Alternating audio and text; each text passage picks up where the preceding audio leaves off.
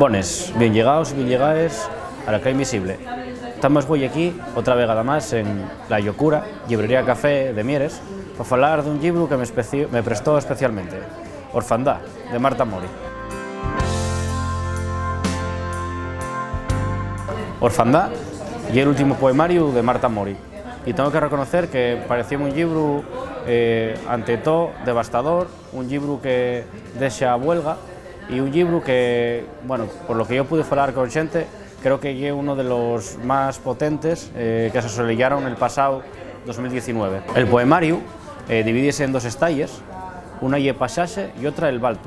En Pasaxe, la autora fai unha reflexión abondo interesante, onde ya parte dende a infancia e a adolescencia para facer unha especie de repensamiento, digamos, de la ausencia, de donde la voz poética ya topaba una ausencia en épocas pasadas. Esto entama a cristalizar nun poema que parece uno de los mellores del libro, que é Yobu, e dende aí entama de alguna manera a rompese a nivel poético esa voz e entama a ser mucho máis desgarradora.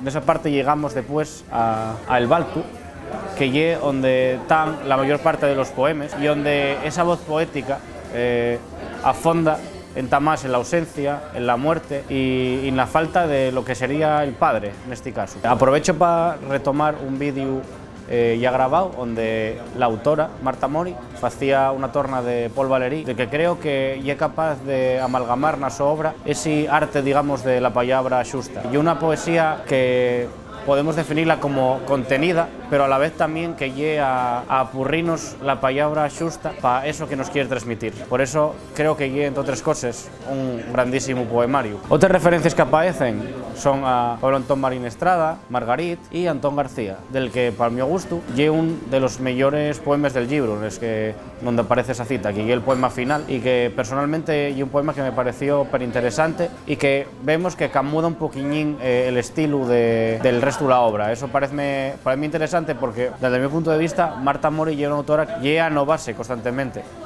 Non é casualidad, creo, que sea ella una de las que entamaron a introducir dentro de la revista de literatura de la Academia de la Lengua voces nuevas, y creo que ella también déxase influir por estas voces y non é una escritora que se acomoda en un estilo.